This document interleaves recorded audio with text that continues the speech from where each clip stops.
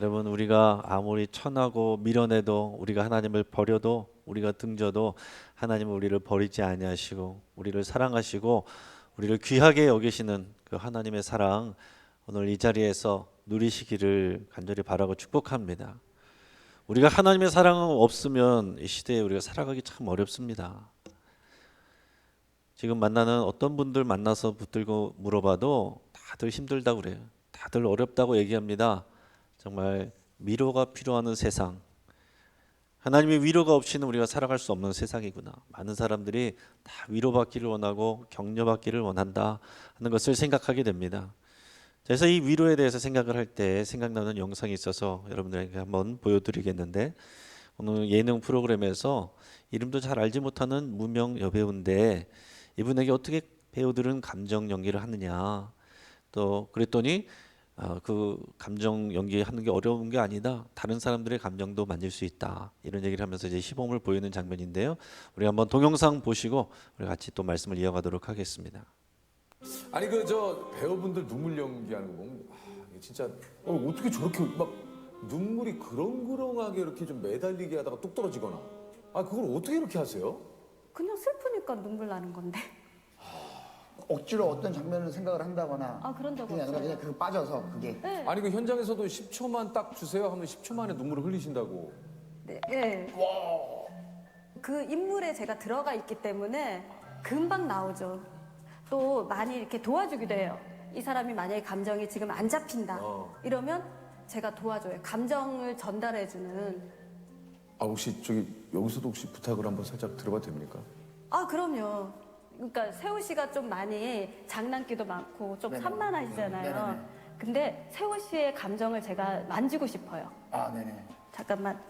우리는 하는 일이 계속 이게 그 웃는 일이라서 그런지 몰라도 눈물이 이렇게 막 내가 생각하는 대로 이렇게 안 그렇죠. 나요. 뭐 바로 뭐 여기 상황을 보지 마시고요. 눈치 보지 마시고 네. 지금은 저 눈만 보세요.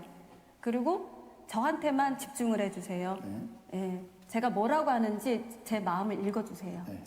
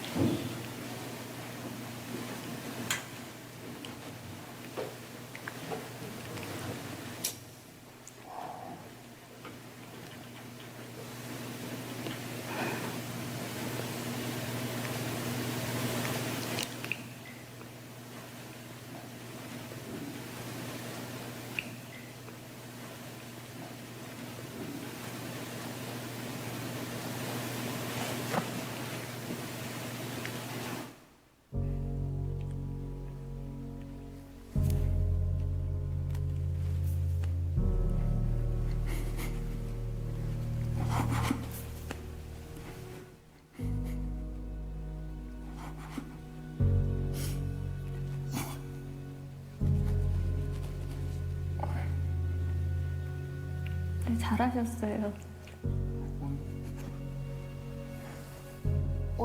조셉이 갑자기 왜?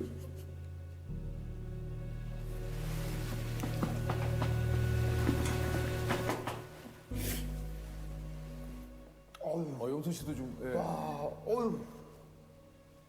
아니 근데 나 너무 놀랐어요. 진짜 솔직히 나 이거 지금 장난이 아니라 아니 갑자기 조셉이 예. 왜 우는? 와 아니 좀 진짜 와 퀴즈 좀 주세요. 좀 주세요. 예. 아니 조셉이 갑자기 왜 우는 거지? 어휴. 저기 영선이 누나한테 뭐 잘못한 거 있어요? 이 누나 최고네. 아니 좀 감정을 아까 전달한다 뭐 영선 씨가 아까 그렇게 얘기를 하셨는데. 예. 예? 너무 감사해요. 저한테 집중을 잘해주셔서. 아니 진짜 진짜로. 지금 이게 안 멈췄으면 막 오열을 했을 것 같은데요. 예. 우리 배우님께서 눈빛으로 그냥 저를 어루만져 주셨어요. 이야. 그냥 제가 요즘에 많이 드는 생각이 그래도 뭐 저도 사람인지라 누군가한테 위로받고 싶고 뭐 예를 들면 한 번쯤은 이제 있죠. 기대고 싶고 이런 적이 네. 있지만 그냥 생각만 했었는데 방금 눈빛으로 저를 너무 위로해 주시고 지금도 너무 잘하고 있고 앞으로 잘할 거예요라는 응원을 계속 보내주시니까 저도 모르게 그냥 너무 그냥 울컥하면서 눈물이 야 근데 흘렀던 것 같아요. 나는 지금 영선 씨의 눈빛을 보지도 않았는데 어떻게 그게 느껴졌을까? 지금 저 영선 씨가 저희는 잘 몰랐지만 이거 약간 치료사 같은 거 무슨 수업을 진짜 받으셨 심리치료 같이. 여러분이 이 영상 보시면서 어떤 느낌이 드십니까? 이것을 보면서 정말 누군가를 위로한다는 것은 정말 그 사람 마음으로 들어가고 그 사람 상황으로 들어가고 그 사람의 감정을 공감해주고 정말로 전심으로 그 사람을 사랑하고 위하는 마음을 가질 때 위로를 받는구나 하는 것이 느껴졌습니다. 그래서 우리 모두도 다 위로가 필요하고 격려가 필요하구나. 다들 다 표정 관리하고 아무 일 없는 척하지만 사실 그 내밀하게 그 마음속에 깊은 곳을 들여다보면 다 이렇게 울지 않을 사람이 없을 것입니다. 우리 교회도 우리 성도님들도 다 이런 것이 필요하구나 이런 생각을 합니다.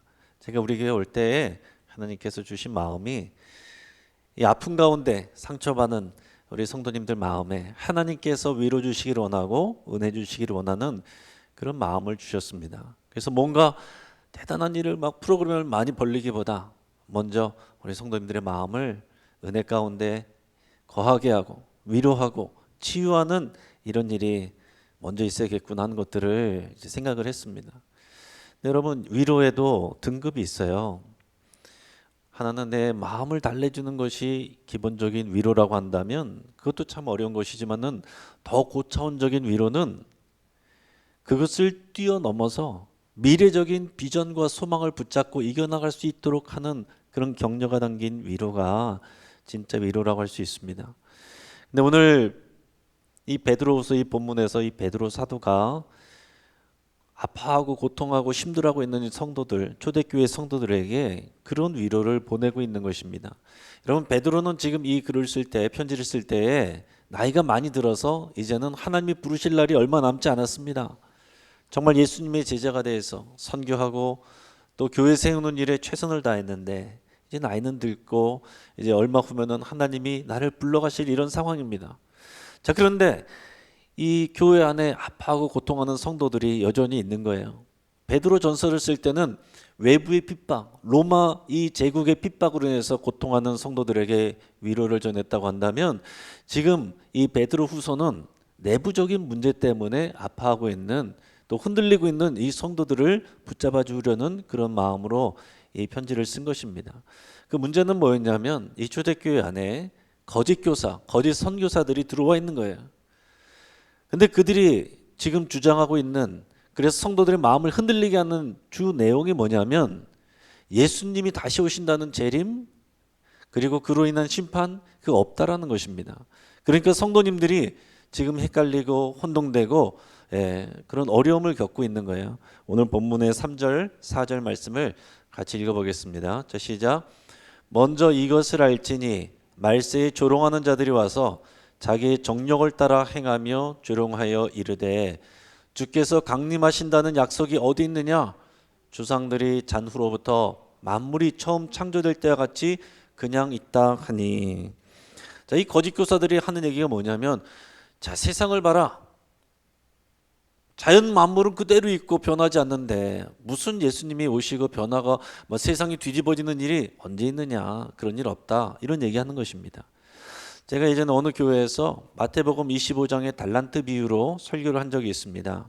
여러분 달란트 비유에서 중심의 내용은 우리가 얼마나 달란트를 많이 받았느냐 이게 문제가 아니에요. 그게 문제가 아닌 거고 중요한 것은 주인이 알지 못하는 때에 갑자기 돌아오면 우리가 어떻게 살았는지 결산한다. 이게 핵심 포인트입니다. 예수님이 주인 되신 예수님이 언젠가 다시 와서 우리의 삶을 판단하시고 결산하신다는 거예요. 그래서 우리가 예수님이 오실 것을 기대하고 또 그것을 기억하면서 사는 이 종말 신앙으로 살아간다는 것을 나눴는데 사석에서 어느 안수 집사님이 그런 얘기를 했습니다. 아이고 이 얘기는 예수님 다시 오신다는 얘기는 2000년 동안 교회가 우려먹은 얘기인데 아이고 뭐 그런 얘기를 또 해서 무슨 소용이 있습니까? 이런 얘기를 하는 거예요. 그러니까 지금까지도 2000년 동안 오시지 않은 예수님 나 죽기 전에 오시겠냐? 그 얘기를 하는 것입니다. 여러분 어떻게 생각하십니까? 우리가 예수님을 믿는다라는 거 그것은 예수님의 인격뿐만이 아니라 예수님의 말씀, 예수님의 약속, 예수님의 능력 그것을 다 믿는 거예요. 예수님께서 강조하신 그 약속이 뭐냐면은 내가 다시 와서 이 세상을 심판한다라는 것입니다. 처음 올 때와 달리 다시 오실 때는 능력과 영광을 가지고 오셔서 모든 세상의 사람들을 하나님의 기준으로 나누신다는 겁니다. 마태복음 24장 44절을 같이 한번 읽어보겠습니다. 시작. 이러므로 너희도 준비하고 있으라. 생각하지 않은 때에 인자가 오리라. 아멘. 마태복음 16장 27절 28절 읽어보겠습니다. 시작. 인자가 아버지의 영광으로 그 천사들과 함께 오리니 그때 각 사람이 행한 대로 갚으리라. 진실로 너에게 이르노니 여기 서 있는 사람 중에 죽기 전에 인자가 그 왕권을 가지고 오는 것을 볼 자들도 있느니라. 아멘. 자, 예수님께서는 제자들과 백성들에게 다시 오실 거다라는 것을, 그리고 심판하실 거다라는 것을 여러 번 얘기하셨습니다. 그리고 부활하시고 승천하실 때 천사들이 나타나서 제자들의 이웃을 또 각인시켜 줬어요. 사도행전 1장 10절 11절 읽어보겠습니다. 시작. 올라가실 때에 제자들이 자세히 하늘을 쳐다보고 있는데 흰옷 입은 두 사람이 그들 곁에 서서 이르되 갈릴리 사람들아 어찌하여 서서 하늘을 쳐다보느냐. 너희 가운데서 하늘로 올려지신 이 예수는 하늘로 가심을 본 그대로 오시리라 하였느니라. 아멘. 자, 이 말씀을 강조한 거예요. 그래서 이 말씀을 듣고 성도들이 견딘 것입니다. 모진 핍박 가운데서도, 어려운 가운데서도, 그래 주님이 곧 오실 거야, 조금만 기다리자. 근데 1년이 가고 5년이 가고 10년이 가고 20년이 가고 30년이 가는데도 예수님이 안 오시는 거예요. 그 성도님들이 힘든 겁니다. 그런데 거기다 이런 거짓 교사들이 나타나서 주님의 재림 없다, 심판 없다, 그러니까 이렇게 힘들게 찾지 말고 편안하게 살아라. 염려하지 말고 편안하게 살아라. 즐겨라, 누려라. 자유와 해방을 누려라. 그러면서 음란하고 방탕한 생활을 하는 것을 보여주니까 성도들도 우리 지금까지 잘못 살았나 보다. 이렇게 우리가 뭐하러 힘들게 목숨 걸어가면서 예배하고 신앙생활 해야 되느냐. 그럴 필요가 없겠네. 이런 생각 가운데 흔들리고 있는 것입니다. 여러분, 지금도요, 이 생각은 똑같습니다. 이 세상은 여전히 예수님의 재림, 예수님의 심판 그런 거 없으니 이 세상을 즐기고 누려라. 자유와 해방이다. 그것이 진정한 평화다. 이렇게 가르칩니다. 미국에 60, 70년대에 히피 문화가 일어났었는데 그 당시에 이 보수적인 이 기성세대에 대해서 전쟁에 실망하고 여러 가지 어려운 상황 가운데서 젊은이들이 전쟁도 싫고 우리는 평화를 원한다. 반전운동 또 반정부 운동을 해서 시작해서 이것이 결국 나가기는 성의 자유와 해방 이쪽으로 나가게 되는 거예요.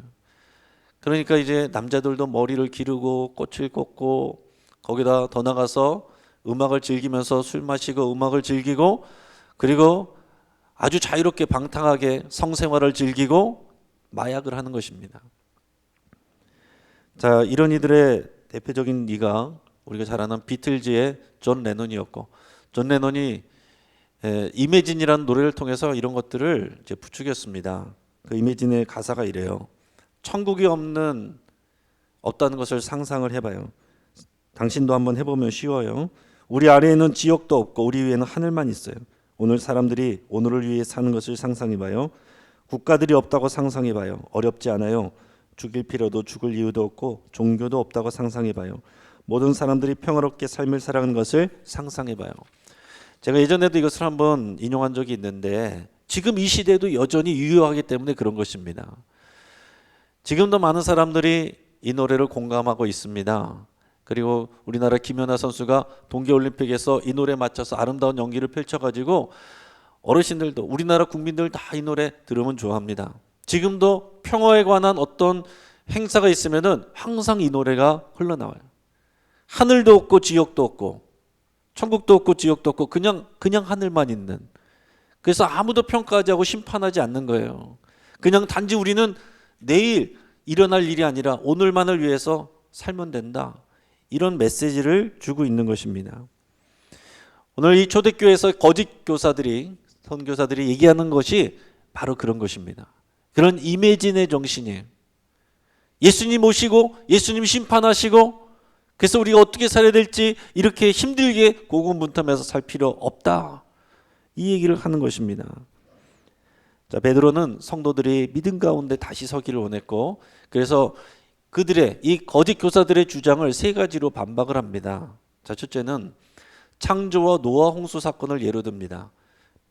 오늘 본문의 5절에서 7절까지 한번 읽어보겠습니다. 시작. 이는 하늘이 옛적부터 있는 것과 땅이 물에서 나와 물로 성립된 것도 하나님의 말씀으로 된 것을 그들이 일부러 잊으려 함이로다. 이로 말미암아 그때에 세상은 물이 넘침으로 멸망하였으되 이제 하늘과 땅은 그 동일한 말씀으로 불사르기 위하여 보호하신 바 되어 경건하지 아니한 사람들의 심판과 멸망의 날까지 보존하여 둔 것이니라. 아멘. 자, 여기 5절에서는 창조 이야기라고 6절에서는 노아 홍수 얘기를 한 것입니다. 자, 하나님께서 이 세상을 창조하셨다는 거죠. 창조기사에 보면 그렇게 되어 있습니다. 원래는 물이고 땅이고 구분 없이 다 섞여 있었어요. 그런데 하나님께서 명령하시니까 땅이 물과 분리돼서 땅을 육지라고 물을 바다라고 그랬다. 그리고 하늘에 또 물이 있었습니다. 자, 그런데 사람들이 하나님을 떠나서 범죄하고 정말 임해진 정신으로 마음대로 누리고 살아갈 때 하나님께서 물로 심판하셨어요. 그래서 그 위에 있던 물을 터지게 하고 비가 내려오게 하면서 사람들을 물로 이미 심판하신 사건이 성경에 있는데 너희들은 그것을 일부러 잊으려고 하느냐? 물로 심판하신 하나님 또다시 심판하실 때 그때는 불로 심판하신다. 그것을 얘기했습니다. 자, 두 번째는 하나님과 인간의 시간이 다르다라는 것을 얘기했습니다. 오늘 8절 말씀 같이 읽어보겠습니다. 시작. 사랑하는 자들아, 주께는 하루가 천년 같고 천년이 하루 같다는 이 한 가지를 잊지 말라. 아멘. 사랑하는 자들아, 주께는 하루가 천년 같고 천년이 하루 같다는 것 잊지 말라. 하나님과 우리에게 시간의 개념과 관념이 틀리다는 것입니다. 여러분, 우리는 시간의 아래에서 시간의 그 흐름 아래에 있습니다. 그러나 하나님은 시간을 창조하신 분이고 시간 위에 있으세요. 시간의 구애를 받지 않는다는 것입니다. 하나님은 하루를 천년처럼 사용하실 수도 있고 천년을 하루처럼 사용하실 수도 있는 거예요. 이것이 잘 와닿지 않는 분들을 위해서 제가 과학자들의 말을 인용해서 설명해 보겠습니다. 저는 이제 문과이기 때문에 제가 잘 설명하기는 어렵고 어떤 다른 분의 글을 제가 인용해서 읽어드리겠습니다. 카를로 로벨리의 저서 시간은 흐르지 않는다에서는 시간을 양자중력 관점에서 바라본다.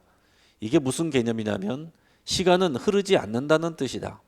카를로 로벨리는 제2의 스티븐 호킹이라고 불리는 과학자로 양자중력이라는 관점에서 바라본 시간의 관계를 풀어서 설명하고 있다. 즉 우주의 시간은 우리가 보는 것과 달라서 어떠한 순서나 질서가 있다고 말할 수 없다. 우리가 바라보는 시점에서는 그럴 수 있지만 거시 세계에서 바라본 우주의 특수한 양상일 뿐 보편적인 본질이 아니라는 말이다. 무슨 말인지 잘 모르시겠죠? 그러니까 과학자가 볼 때 이 시간이란 것은 우리 지구에서 느끼는 이 시간의 개념이 우주 다른 공간에서 똑같이 적용되는 게 아니다라는 거예요. 우리가 경험하는 여기에 딱 이 지구의 중력과 밀도와 여러 가지 그런 상황에서 우리가 느끼는 시간의 개념이지 그 흐름이지 다른 곳에서는 다르게 흘러갈 수 있다는 거예요. 그러니까 여러분 하나님께는 이런 것들에 대해서 구애받지 않으시기 때문에 시간의 구애를 받지 않으신다. 우리는 늦어졌다, 끝났다 라고 해도 하나님께는 그렇지 않다는 것입니다. 자, 마지막 세 번째는 주의 재림이 늦어지는 이유는 하나님이 오래 참으시기 때문이다 라는 것입니다. 우리 9절 10절 같이 읽어보겠습니다. 자, 시작. 주의 약속은 어떤 이들이 더디다고 생각하는 것 같이 더딘 것이 아니라 오직 주께서는 너희를 대하여 오래 참으사 아무도 멸망하지 아니하고 다 회개하게 이르기를 원하시느니라. 그러나 주의 날이 도둑같이 오리니 그 날에는 하늘이 큰 소리로 떠나가고 물질이 뜨거운 불에 풀어지고 땅과 그 중에 있는 모든 일이 드러나리로다. 아멘. 여러분, 예수님의 재림이 지연되는 이유는 하나님께서 한 사람이라도 더 구원하기 위해서, 하나님께서 조금만 더 한 사람만 더 그렇게 하고 계시니까 지금까지 왔다는 거예요. 여러분 생각해 보세요. 2000년 전에 예수님께서 오셨다면 저 여러분들이 오늘 이 자리에 앉아있지 못하는 것입니다. 예수님의 재림이 지연이 됐기 때문에 오늘 저와 여러분들이 구원받고 이 자리에서 예배하고 있는 거예요. 우리는 이 고백을 해야 되는 것입니다. 예수님의 재림이 지연되는 이유는 그것이 없는 것이 아니라 날 구원하기 위해서였군요. 여러분 이게 우리의 고백이어야 돼요. 그래야 예수님의 재림 지연이 하나님의 은혜구나, 우리를 향하신 하나님의 오래 참으심이구나, 이 고백이 되는 것입니다. 여러분 베드로 사도가 이 교회에 주는 메시지가 그 힘들고 어려운 성도들에게 어떻게 위로가 되겠습니까? 잘 생각해 보세요. 이 교회 성도들 신앙 있는 것 때문에 잡혀가고 맹수에게 찢겨 죽고, 그리고 교수형 당해서 죽고, 불에 태워서 죽고, 고문당하고, 이런 상황 가운데서도 그들이 믿음 생활하는데 사도 바울이 예수님 사실은 오지 않아, 괜찮아, 이제 그렇게 하지 않아도 돼, 너 편한 대로 살아. 여러분 이게 진짜 위로입니까? 아니면은 예수님 약속대로 곧 오셔, 예수님 곧 오셔, 조금만 기다려, 하나님께서 반드시 우리를 칭찬하시고 상급 주셔. 여러분이 어떤 게 진짜 위로입니까? 후자거든요. 여러분 시간이란 것이 우리가 예수님이 우리가 살아있을 때 오지 않아도 당장 오늘 우리는 죽을 수도 있는데, 개인적인 종말이 하나님의 시간에서는 그 우주적인 종말의 시간하고 딱 만나는 거예요. 100년 전에 2000년 전에 죽은 사람이나 오늘 죽은 사람이나 하나님의 심판대 앞에 같이 서는 것입니다. 여러분 우리나라가 선교 제2위 파송 국가입니다. 그 많은 선교사님들이 왜 굳이 나가서 그렇게 어려운 곳에서 고생을 하시겠습니까? 지금 오늘 우리가 이제 금년부터 새롭게 후원하는 선교사님들 중에서 우리 모리타니아의 권경숙 선교사님이라고 계세요. 오늘 이 자리에 참여해 주셨는데 잠깐 자리에서 한번 일어나 주시겠습니까? 네, 선교사님 잠깐 일어나시고 우리 한번 박수 한번 하겠습니다. 우리 환영의 박수 한번 하겠습니다. 네, 예배에 참여해 주셔서 감사하고요. 네, 우리 선교사님 얘기 조금만 하겠습니다. 우리 선교사님이 신혼 부부가 하나님의 사명을 감당하기 위해서 잘 알지도 못하는 이제 모리타니아 땅에 가서, 이 아프리카 땅 모래바람밖에 없고 이슬람 국가인 아주 가난한 이런 국가에서 선교를 시작하셨는데, 아이 하나 낳고 어릴 때에 남편 선교사님이 사고로 돌아가셨습니다. 하지만 이 선교사님이 지금까지도 그 선교지를 지키고 계세요. 많은 어려움이 있습니다. 교회에서 예배를 드리면은 종교 경찰들이 와가지고 지키고 있다가 성도들 잡아갑니다. 감옥에다 가둡니다. 놀라운 거는 감옥에서 풀려난 다음에 성도님들이 또 즐거운 마음으로 교회를 온다는 거예요. 여러분 이분이 처음에는 마녀라고 손가락질 받고 돌을 맞고 그랬어요. 그러나 지금은 다들 모리타니 마마라고 엄마라고 이렇게 부릅니다. 또 테러리스트들에 의해서 지금 위협을 받는 블랙리스트의 상위권에 있습니다. 얼마 전에도 어느 외국인 선교사님이 그 테러리스트들에 의해서 살해당했습니다. 그래서 선교사님이 모리타니아에서 어디 다닐 때는 동선을 항상 비밀로 하고 다니세요. 그리고 이제 몸이 여기저기 많이 아프셔서 수술대 위에도 여러 번 올라가셨고, 이번에도 나오셔서 또 발견이 되어서 이제 심장 스탠스 넣는 수술도 받게 되시고, 이제 치아도 많이 빠져서 또 치아 수술도 또 받으셔야 됩니다. 자, 여러분 우리 선교사님에게 어떤 것이 진짜 위로가 되겠습니까? 자, 이제 수고하셨으니까 그만하시고 쉬십시오 라는 말과 예수님이 곧 오십니다, 예수님이 다 보고 계십니다, 예수님께서 칭찬하시고 반드시 상급 주십니다, 여러분 어떤 게 진짜 위로가 되는 말입니까? 오늘 이 시대는 오늘 본문의 시대하고 완전히 다른 시대예요. 지금은 박해의 시대가 아니기 때문에 오히려 반대입니다. 예수님 오신다는 소식을 기뻐하고 즐거워하는 사람이 별로 없다는 거예요. 오히려 이단과 사이비들이 종말을 강조하는데, 일반 교회 성도님들은 건강한 종말 신앙을 가져야 될, 기다려야 될 예수님의 재림과 심판을 기억하면서 살아야 될 교회 성도님들은 오히려 원치 않는 거예요. 진짜 위로가 뭔지 모르고 내 마음만 위로받기를 원하는 경우들이 많습니다. 사랑하는 성도 여러분, 우리가 진짜 위로를 소망하는 여러분 될 수 있기를 바랍니다. 예수님 진짜 살아계세요. 예수님 진짜 다시 오십니다. 예수님이 진짜 우리와 함께하고 계시고, 우리가 지금 어떤 어려움에 있든지 다 보고 계시고 알고 계십니다. 예수님 다시 오시면 분명하게 우리의 모든 믿음의 행위에 대해서 칭찬하시고 상급 주십니다. 지금 여러분 우리가 여러 가지 어려운 상황 가운데서 교회 나와서 예배하고 신앙생활하는 것 어려움이 많이 있습니다. 그러나 우리 하나님께서 우리 모든 것을 다 보고 계시고 다 판단하고 계십니다.